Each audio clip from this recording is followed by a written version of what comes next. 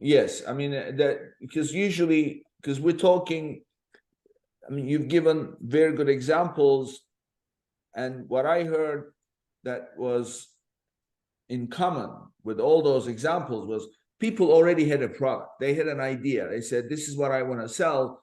And then they went out and then they did the research to validate in their research their thoughts first.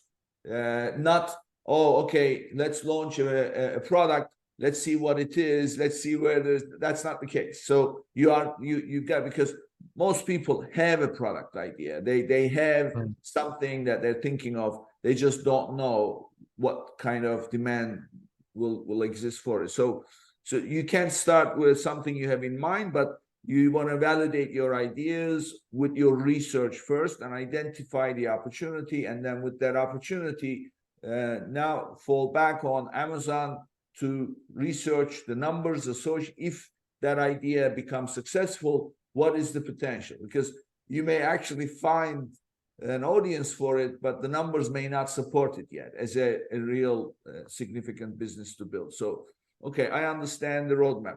So, okay, and really what you are getting in this process is people putting their money where their mouth is, because you can ask somebody, well, what do you think about this? It's, oh, I think it's great.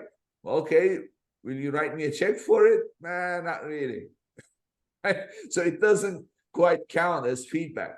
So that's the nature of it. So here they'll actually write you a check, and then you'll create what you call that audience, that following, before you do anything with Amazon. So okay, so we've done the research, we validated, we know exactly what we're gonna do, and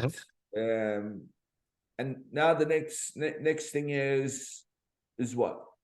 Yeah, so the next thing is actually to, and I'm simplifying this a little bit, but the next thing is to actually start validating. So now that you've validated it with looking at your research in the market, the next step is to start building an audience. And we call this a community, because what we're looking to do is we want to get validation now from real people that are interested in the product before launch. So the idea here is we can start getting in touch with people that are passionate about, let's say, dogs, and we say, hey, this is our idea, this is what it's going to do. And a lot of people actually come to this in different spectrums of, they either have an idea at the early stage, or some people already come and they've established the product already, like they have a product prototype. So people come and they're curious about this process at different stages. But regardless of where you're at, you can actually still get feedback from customers that is going to be very useful for you.